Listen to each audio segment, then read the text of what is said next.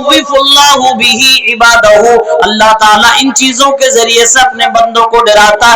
یا عبادی فاتقون، اے میرے بندوں تم مجھ سے ڈرو. اللہ تعالیٰ کہتا ہے کہ اے میرے بندوں مجھ سے ڈرو، اور ہمیں اور آپ کو اللہ سے ڈرنا چاہیے. کبھی قرآن میں اللہ فرما رہا وَإِيَّايَ فَارْهَبُونَ، اے میرے بندوں صرف مجھ سے ہی ڈرو. کہیں قرآن میں اللہ فرما رہا فَلَا تَخَافُوهُمْ وَخَافُونِي إِن كُنتُم مُؤْمِنِينَ، اے میرے بندو اگر تم سچ مچ مومن ہو، سچ میں اگر اسلام لانے والے میرے پیارے بندے ہو، تو میرے علاوہ کسی اور سے نہ ڈرو، صرف مجھ سے ڈرا کرو. مختلف انداز میں اللہ نے قرآن کریم میں اپنے سے ڈرنے کی بات کہی ہے. اس لیے اللہ سے ڈرنا واجب ہے، فرض ہے، ضروری ہے. جو انسان اللہ سے نہیں ڈرتا وہی گناہوں میں ملوث ہوتا ہے، وہی زیادہ تر پاپ کیا کرتا ہے. بے گناہ انسان وہ ہوتا ہے جو اللہ سے ڈرنے والا ہوتا ہے. صحیح بخاری کے اندر ایک روایت ہے، ایک شخص پرانے زمانے میں تھا. اللہ کے نبی نے صحابہ کرام کو بتلایا کہ پرانے زمانے میں ایک انسان تھا جس کو اللہ تعالیٰ نے بہت مال دولت اولاد عطا فرمایا تھا، بہت کچھ اللہ تعالیٰ نے اسے دے رکھا تھا، اور وہ مسلمان تھا، ایمان والا تھا، توحید کی نیکی اس کے پاس تھی، لیکن اس کے علاوہ کوئی نیکی اس کے کھانے میں نہیں تھی. وہ سب گناہ اور پاپ کیا بھی کرتا تھا. اللہ کے نبی نے فرمایا صلی اللہ علیہ وسلم، اللہ رب العالمین نے اسے مال بھی خوب عطا فرمایا، اللہ نے اسے اولادیں بھی خوب عطا فرمائی، دنیا کی جاہ و حشمت بھی عطا فرمائی، سلطنت بھی عطا فرمائی، خوب مالدار اللہ نے اسے بنا دیا. لیکن زندگی میں اس نے پاپ بہت زیادہ کیے، گناہ بہت زیادہ کیے. ایک دن وہ اپنی ساری اولاد کو جمع کرتا ہے، اپنے سارے بچوں کو اپنے سامنے بٹھاتا ہے اور سوال کرتا ہے اے میرے بچوں، اے میری اولاد، یہ بتاؤ تمہاری نگاہ میں تمہارے باپ کی کیا حیثیت ہے؟ تم اپنے باپ کو کون سا باپ سمجھتے ہو؟ اچھا باپ سمجھتے ہو کہ برا باپ سمجھتے ہو؟ بچوں نے کہا والد محترم ہم آپ کو اچھا باپ سمجھتے ہیں، آپ ہمارے لیے بہت بہترین انسان ہیں. اس نے کہا میرے بچوں، میری اولادوں، اگر میں تم سے کوئی وعدہ لوں تو کیا وعدہ تم کرو گے؟ ان لوگوں نے کہا ہم وعدہ کریں گے. اس نے کہا اگر تم میری بات نہیں مانو گے تو مرنے کے بعد میری جائیداد میں تمہیں حصہ نہیں ملے گا، اس لیے میری بات ماننا تمہارے لیے ضروری ہے. تم مجھ سے وعدہ کرو اور لکھت میں وصیت کو قبول کرو. ان لوگوں نے کہا ابا جان فرمائیے. اس نے کہا کہ جب میں دنیا سے چلا جاؤں اور جب میں مر جاؤں تو اے میرے بچوں میری لاش کو آگ لگا دینا، مجھے آگ میں جلا دینا، میں جل جاؤں، میری ہڈیاں اکٹھی کر لینا، اس کے بعد اسے پیس کر تم راکھ بنا لینا. راکھ بنانے کے بعد جب تیز ہوا چلے، تیز آندھی آئے تو آندھی میں لے جا کر میری استھی کو، میرے مرنے کے بعد میرے جسم کی راکھ کو اسی ہوا میں اڑا دینا.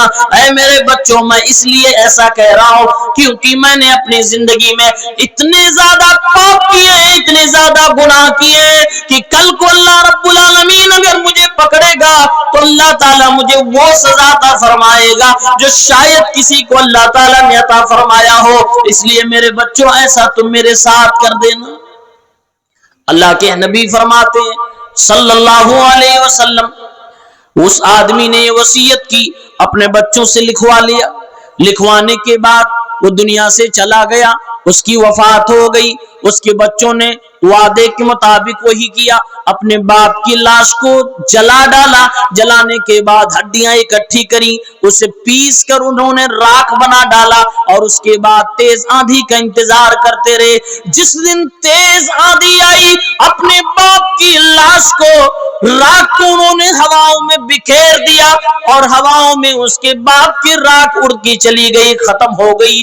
پتہ نہیں چلا کہ کہاں اس کے باپ کی لاش گئی.